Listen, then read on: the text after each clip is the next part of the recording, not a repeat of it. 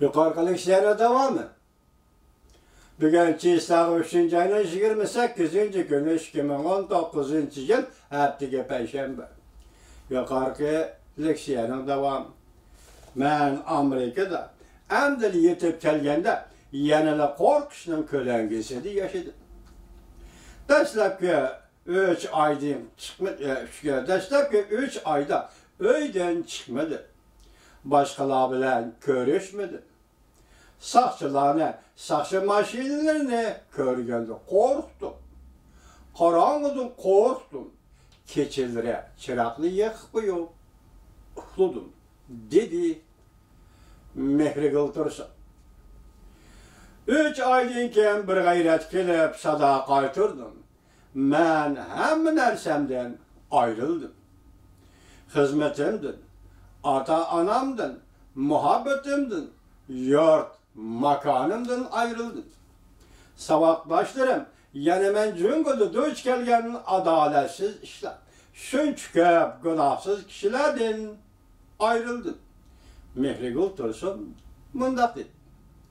Şuna men gözümni yumup, bu günler ötüp ketdi diyelmeymen. Çünkü men bir ana boluş süpütüm bilen ve bir ayal boluş süpütüm bilen hamma narsa ötüp ketdi diyelmeymen. Yig'ilish lagerda Mehri Gıltırsun bir mezgil hayatlık ümidini yo'qotib qo'ygan edi. Men endi quyoshning chiqishini ko'rolmayman deb his qildim. Men ikki bolamni endi ko'rolmayman deb his qildim. 28 yaşımda hayatımni oxirlashtirmoqchi bo'ldim. Uning rizqi, uning dimiqi ketildi. 28 yaşımda hayatımni oxirlashtirmoqchi bo'ldim dedi. Onun dimiqi ketildi. Lekin yana mundaq davomlashtirdi. Men özümni o'ldirib almoqchi bo'ldim. Çünkü türmede bununla çare yok idi. Ama türmede bununla çare yok idi. Meni tezroq hayatımdan ayrılgan hiç narsa yok idi. Mehri Gıltırsun ölüp ketmedi. Yarım yıl burun Amerika hükümetinin yardımı arkalı Washington'a gelip şehir etrafında oltaraklaştı. O mundaq dedi.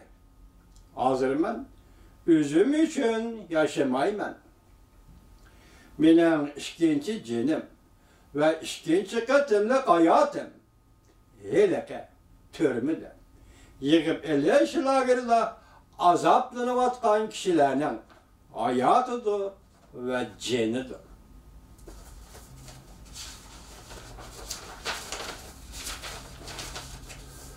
Ola meni sada çıkarışımga ihtiyacı. Men gap kılmasıgım mümkün. Men hammani yutup yetişim mümkün. Ya gelimden yutup yetişim mümkün. Bunda hayat geçirsem, mening ata-anam, qarindosh ot-sing'illarim belki öylerde xotirjam yaşaydı. Mehri Gıltırsun mundaq dedi. Lekin men günahsız, yani türmelerde, yig'ilish lagerda azap çekivatkan günahsız kişiler aldıda men mundaq yaşayalmayman.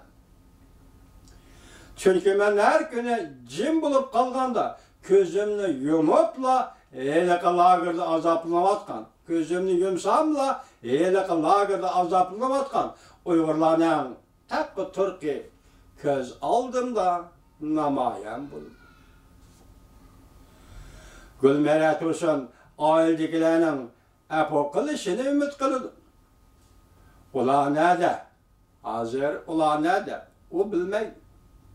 Lekin ular hozir hayotmi o? Yoki o bilmaydi.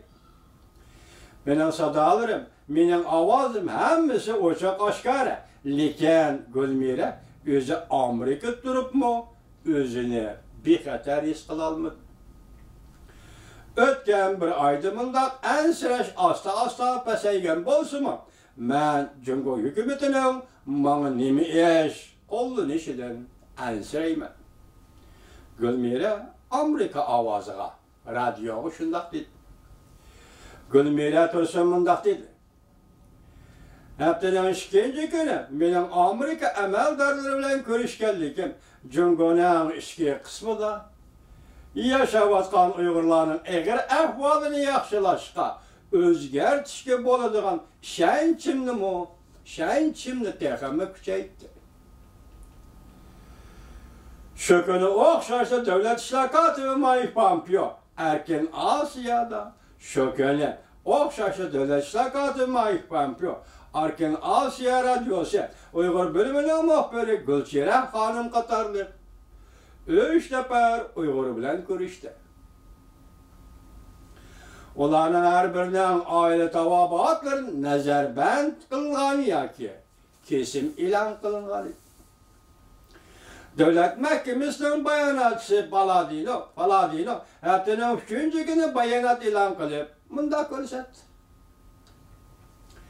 Bu aman qolganlarning hikoyasi Jungo hukumatining Şinjan'da, yani Müstemlik Uyg'uristonda bostirish harakatlarida aman qolgan bir necha yuz kishining ichidagi bir kishining hikoyasidir. Bular Şinjan'da, yani Müstemlik Uyg'uristonda bir necha million o'zini aqlay olmaydigan, faoliyat erkinligi yo'q, ideya erkinligi yo'q, aqalli e'tiqod qilish huquqi yo'q.